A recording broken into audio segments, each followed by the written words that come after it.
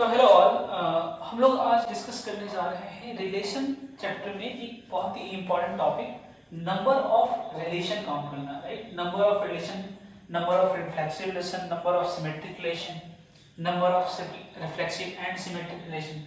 तो इस टॉपिक पे हम लोग आज डिस्कस करने जा रहे हैं। तो सबसे हमारा पहला पॉइंट है number of relation. Number of relation, ठीक। तो मान लीजिए कि हमारे पास एक रिलेशन है R, वो सेट A से B में डिफाइन है, सेट A से B में डिफाइन है। अब देखिए बच्चों, बेसिकली रिलेशन क्या होता है? Subset of A cross B, Cartesian product of set A and set B, right. अब देखिएगा, मैं मान लिया कि सेट A में मैं कहता हूं, मान लीजिए हमारे पास P एलिमेंट है और सेट B में हमारे पास Q एलिमेंट है, ठीक है। तो सबसे पहले हम लोग ये काउंट करते हैं कि A और B के कार्टेशियन प्रोडक्ट में कितने एलिमेंट्स होंगे, है ना। तो हम पहला पॉइंट हमारे पास number of element in A cross B। So basically Cartesian product बनता कैसा है कि एक ऑर्डर पेयर होता है जिसमें पहला एलिमेंट कहां से आता है? सेट A से आएगा और दूसरा एलिमेंट कहां से आएगा? सेट B से आएगा। मतलब पहले प्लेस को फिल करने के हमारे पास कितने ऑप्शन हैं? P ऑप्शन है। एंड दूसरे ऑप्शन को फिल करने के हमारे पास कितने ऑप्शन है?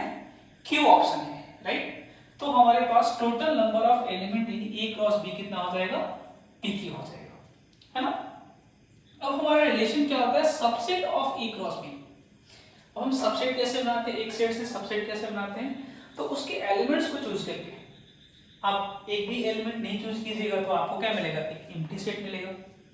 आप एक एक एलिमेंट चूज करके आप सबसेट बना सकते हैं। आप दो दो एलिमेंट चूज करके सबसेट बना सकते हैं, ठीक है। तो मान लीजिए हमारे पास PQ एलिमेंट्स है और इसमें से हमने एक भी एलिमेंट चूज नहीं किया, तो ये हमारा एक सबसेट बन गया और ये हमारा क्या हो गया? नंबर रिलेशन आ गया। इसी तरह से हम लोगों ने PQ में से एक एक एलिमेंट को चूज करके हमने क्या बना दिया? रिलेशन बना दिया। PQ में से हमने दो दो एलिमेंट चूज करके हमने रिलेशन बना दिया एंड सो ऑन करते करते PQ में से हमने PQ एलिमेंट चूज करके हम लोग रिलेशन बना दिए। सो ऐसे PQC3, PQC4 and so on PQCP, right. और सबको हम लोग ऐड कर देंगे तो हमारे पास क्या निकल जाएगा? Total number of relation, total number of relation, okay. और अगर ध्यान से देखा जाए तो ये क्या है? NC0 plus NC1 plus NC2 so on NCN क्या होता है?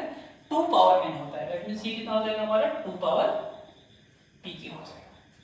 और अगर आपसे पूछा जाए कि total number of non empty relation बताइए,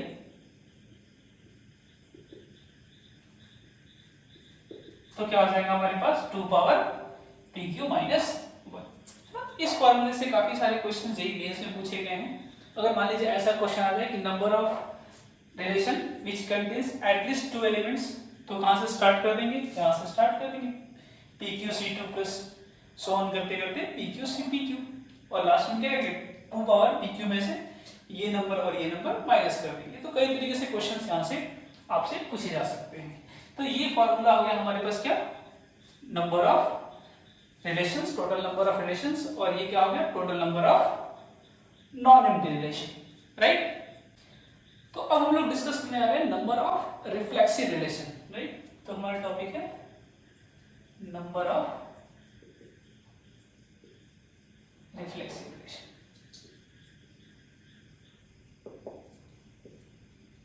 ठीक। तो मैंने कहा मान लीजिए हमारे पास एक रिलेशन R है जो सेट A से A में डिफाइन है, ठीक। और लेट फॉर एग्जांपल हमने कहा कि A में हमारे पास कितने एलिमेंट्स हैं? n elements. फॉर एग्जांपल हमने कहा कि 1 2 3 and up to so on n तक, ये हमारा बेसिकली क्या है? सेट A है, ठीक। तो सबसे पहला काम हम करते हैं A क्रॉस A लिख लेते हैं, कार्टेशियन प्रोडक्ट लिख लेते हैं, ठीक है। तो कैसे बनेगा A क्रॉस A? ध्यान दीजिएगा, तो कैसे बनेगा? यहां से 1, 1 1, 2 सो ऑन करते करते 1, n similarly 2, 1, 2, 2, 2, 3 and so on करते करते 2, n इसी तरीके से 3, 1, 3, 2, 3, 3 एंड सो ऑन करते करते 3, n राइट। एंड आगे चलेंगे हम लोग इधर तो क्या हो जाएगा n, 1, n, 2, n, 3 and so on करते करते n, n। ये बन गया आपका a क्रॉस a राइट। अब देखिए बच्चों, अब हम रिफ्लेक्सिव रिलेशन के डेफिनेशन पे आते हैं।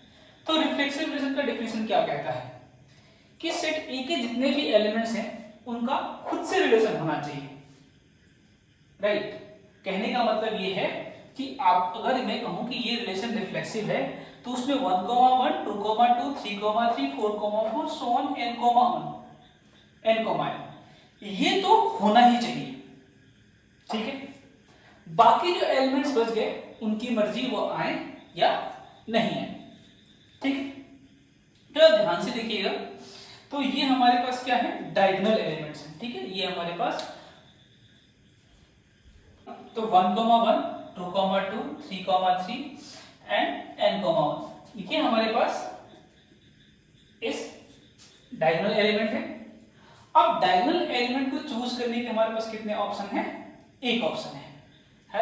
तो हम इसको दो पार्ट में क्लासिफाई कर देते हैं। एक पार्ट में हम लोग डायगोनल एलिमेंट पे फोकस करेंगे और दूसरे पार्ट में हम लोग नॉन डायगोनल एलिमेंट पे फोकस करेंगे है ना। तो number of ways to select diagonal elements ठीक। ये कितने तरीके हो जाएंगे, एक तरीका होगा बस, क्योंकि भैया आपको 1, 1, 2, 2, 3, 3 and up to n, n ये तो आने ही आने चाहिए रिफ्लेक्सिव के लिए। बाकी अगर हम नॉन डायगोनल एलिमेंट पे फोकस करें तो 1, 2 पे आते हैं। ये आता है तो भी कोई दिक्कत नहीं है और नहीं आता है तो भी कोई दिक्कत नहीं है, रिफ्लेक्सिव पे कोई फर्क नहीं पड़ने वाला। एक बार ये आ गए तो बाकी आए चाहे नहीं आए, रिफ्लेक्सिव पे कोई फर्क नहीं पड़ने वाला है ठीक है। तो अगर मैं कहूं कि number of ways to select non diagonal elements right.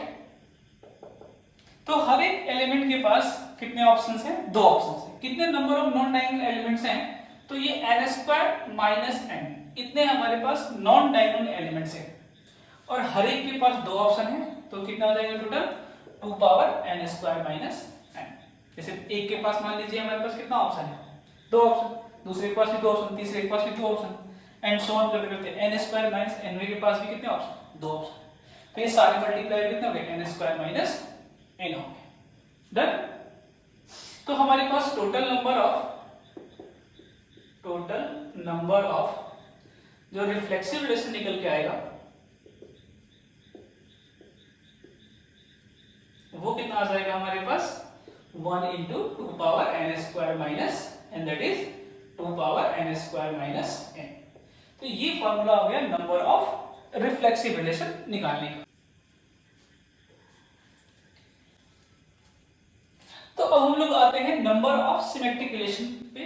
तो हमारे पास मान लीजिए एक रिलेशन है, वो सेट ए से ए में डिफाइन है। सेट ए में n एलिमेंट्स हैं, फॉर एग्जांपल हमने कहा 1, 2, 3 अप टू n तक ठीक है। सबसे पहले हम लोगों ने क्या किया, Cartesian product a cross a लिख लिया। ये हमने Cartesian product a cross a लिख लिया। अब हम लोग सिमेट्रिक रिलेशन के डेफिनेशन पे फोकस करते हैं।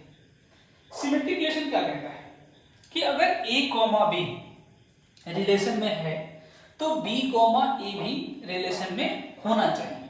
कहने का मतलब मान लीजिए अगर 1, 2 आ गया तो वो 2, 1 को अपने साथ में ले आएगा, या 2, 1 आ गया तो 1, 2 को भी अपने साथ में ले आएगा।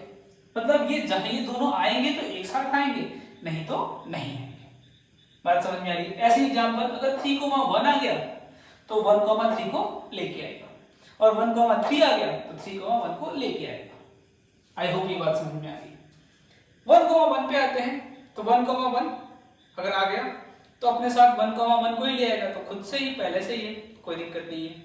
2,2 आ गया तो भी कोई दिक्कत नहीं है। 3,3 आ गया तो भी कोई दिक्कत नहीं है। सो ऑन n, n आ गया तो भी कोई दिक्कत नहीं है। ठीक है, तो फिर से हम अपने इस प्रॉब्लम को दो पार्ट में क्लासिफाई करते हैं। सबसे पहले हम लोग कहां फोकस करते हैं, डायगोनल एलिमेंट्स पे फोकस करते हैं। तो number of ways to select diagonal elements.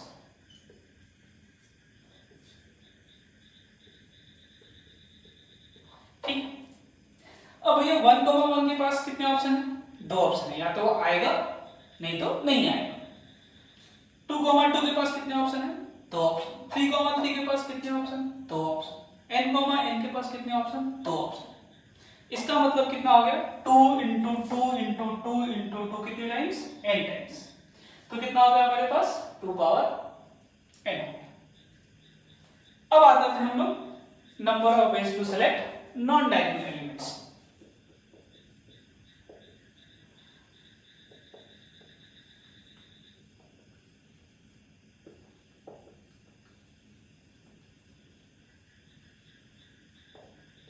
ठीक, अब देखिए हो गया, अगर 1,2 आया तो 2,1 को अपने साथ में ले आएगा। तो अगर इसको मैं एक पेयर मान लूं तो ये पेयर एक साथ आएंगे नहीं तो नहीं आएंगे। अच्छा, कितने पेयर बनेंगे नॉन डायगोनल एलिमेंट्स के, तो देखिए टोटल एलिमेंट्स आपको कितने दिख रहे हैं यहां पर, n स्क्वायर माइनस n। ठीक है, टोटल एलिमेंट n स्क्वायर है, उसमें से n डायगोनल को हटा दीजिए, तो नॉन डायगोनल कितने हो गए, n स्क्वायर माइनस n। और कितने पेयर बनेंगे, तो पेयर के लिए मैंने 2 से डिवाइड कर दिया, तो इतने पेयर बनेंगे। और हर एक पेयर के पास कितने ऑप्शन है, दो ऑप्शन है। या तो पेयर आएगा तो सिमेट्रिक कहलाएगा, नहीं भी आया तो भी सिमेट्रिक पे कोई फर्क नहीं डालेगा। बात समझ में आ गई। तो हर एक के पास दो ऑप्शन, तो 2 इंटू 2 इंटू 2 इंटू 2 कितने times, n square minus n divide by 2 times, that is 2 power n square minus n divide by 2। ये बात समझ में आ गई। तो अब हम आते हैं total number of symmetric relation.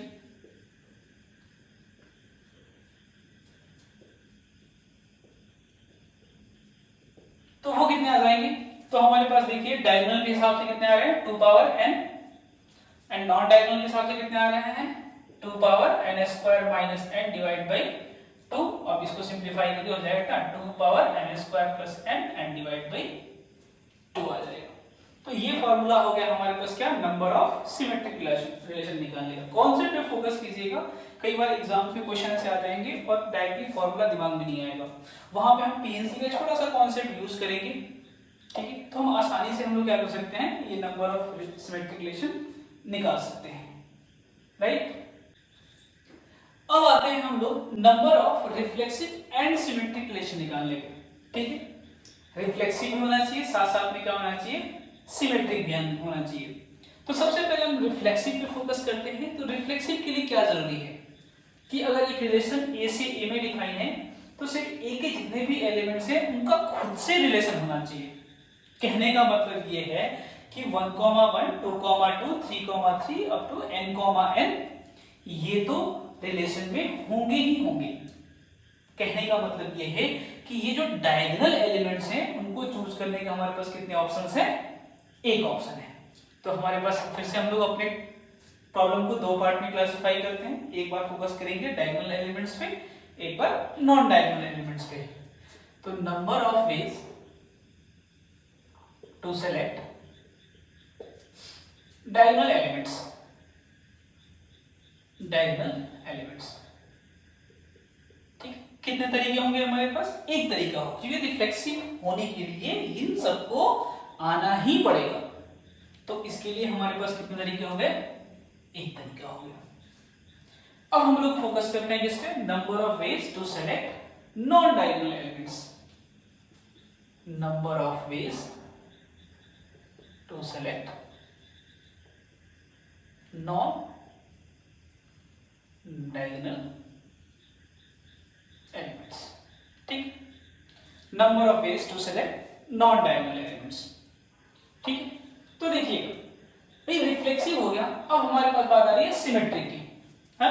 तो 1, 1, 2, 2, 3, 3, 4, 4 अप टू n, ये आए हैं, ये आए हैं, तो अभी तक सिमेट्री मेंटेन है, कोई दिक्कत नहीं है। अब हम डायगोनल एलिमेंट्स में आए तो भैया ये 1, 2 अगर आएगा तो 2, 1 को अपने साथ में ले आएगा, और नहीं आता है तो साथ में नहीं ले आएगा। मतलब मैं फिर से अगर मैं पेयर बनाऊं नॉन डायगोनल एलिमेंट्स के, तो कितने पेयर हमारे पास बन रहे हैं, तो n² minus n divided by 2 इतने पेयर बन रहे हैं। और हर एक पेयर के पास कितने ऑप्शन है, 2 ऑप्शन है, तो 2 पावर क्या हो गया, n² minus n divided by 2। तो हमारे पास total number of reflexive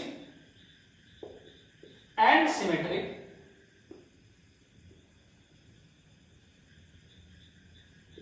relation कितने आ गए, 2 power n² minus n divide by 2, ये आ गया। अब मान लीजिए आपसे पूछ दिया जाए कि नंबर ऑफ रिफ्लेक्सिव और सिमेट्रिक, है ना, नंबर ऑफ रिफ्लेक्सिव और सिमेट्रिक, तो आप क्या कर सकते हैं, number of reflexive plus number of symmetric minus number of reflexive and symmetric, इसका यूज कर सकते हैं।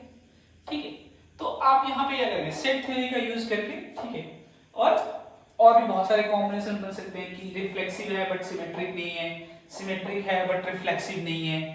ठीक है, इस तरह से क्वेश्चंस आपके बहुत सारे क्वेश्चन पूछे जा सकते हैं। तो बेसिकली हमने यहाँ पे 3 चीजों पर फोकस किए, एक तो नंबर ऑफ रिफ्लेक्सिव रिलेशन निकालने पे, फिर नंबर ऑफ सिमेट्रिक रिलेशन निकालने पे, and number of reflexive and symmetric relation निकालने पे।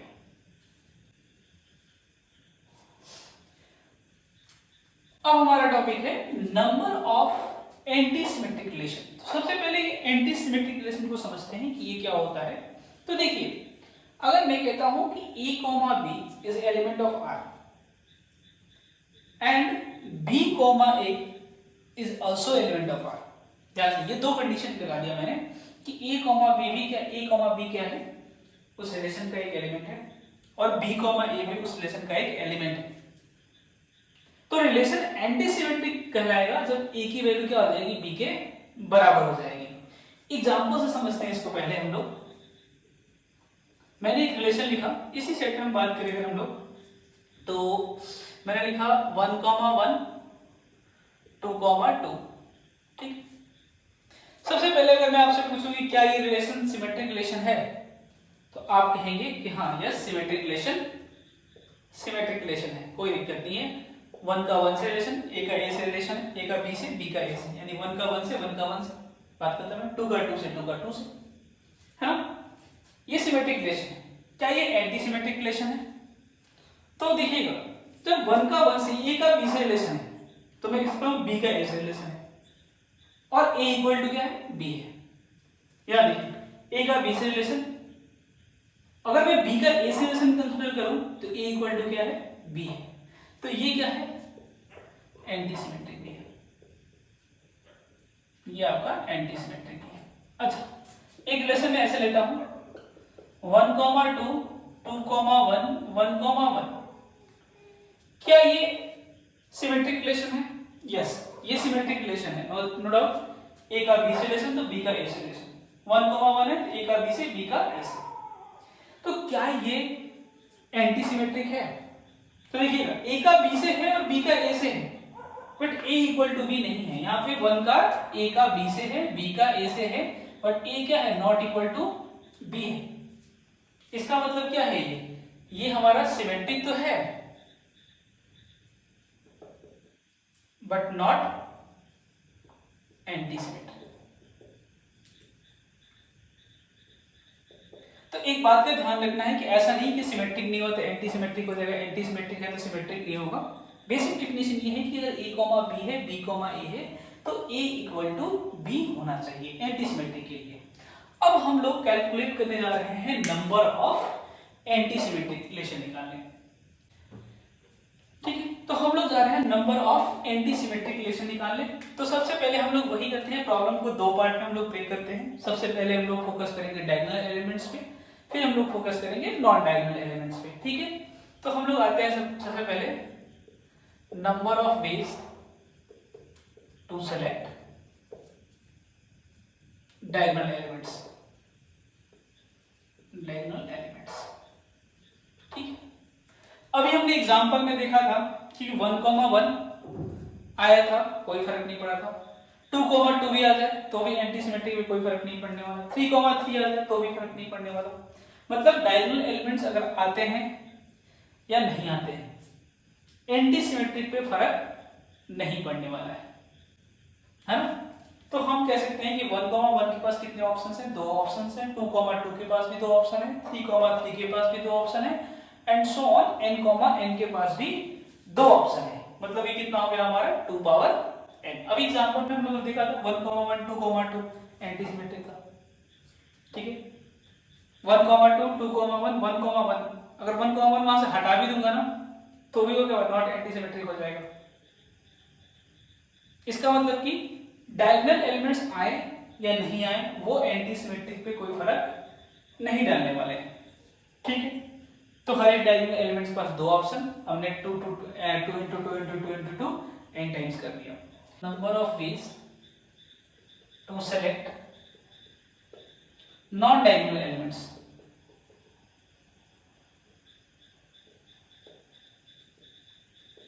ठीक है। अब देखिएगा हमारे पास number of non diagonal elements हैं कितने, तो कह सकते हैं n² माइनस n है ना। और हम पेयरिंग कर लें तो हमारे पास क्या हो गया n² minus n divide by 2, ये क्या है एक पेयर बन गया, ठीक है। अब जरा इस जैसे एक पेयर उठाता हूं मैं 1,2 2,1 का एक पेयर उठाता हूं, ठीक है। अब देखिएगा ये आता है 1,2 अकेले, कोई दिक्कत नहीं है, अभी भी एंटी सिमेट्रिक फॉलो होगा। 2,1 अकेले आता है, 1,2 को साथ में लेके नहीं आता है, तो हमारे पास एंटी सिमेट्रिक फॉलो होगा। या तो ये दोनों नहीं आते हैं तो भी हमारा एंटी सिमेट्रिक फॉलो होगा। मतलब एक पेयर पे फोकस करूं तो एक पेयर से एलिमेंट लेने के हमारे पास कितने ऑप्शन हो गए? 3 ऑप्शन। एक एलिमेंट लूं एक ऑप्शन, उसको छोड़ के दूसरा एलिमेंट ले लूं तो दूसरा ऑप्शन, या दोनों को नहीं लूं। इसका मतलब कि एक पेयर के पास कितने ऑप्शन है? 3 ऑप्शन। कितने पेयर है? n² minus n divide by 2 pair है, यानी हमारे पास कितने ऑप्शंस हो गए? 3 power n² minus n divide by 2। So total number of anti symmetric relation कितने हो गए हमारे पास? रिलेशन कितने हो गए? 2 power n into 3 power n² minus n divide by, ये हो गया हमारा number of anti symmetric relation. Thank you.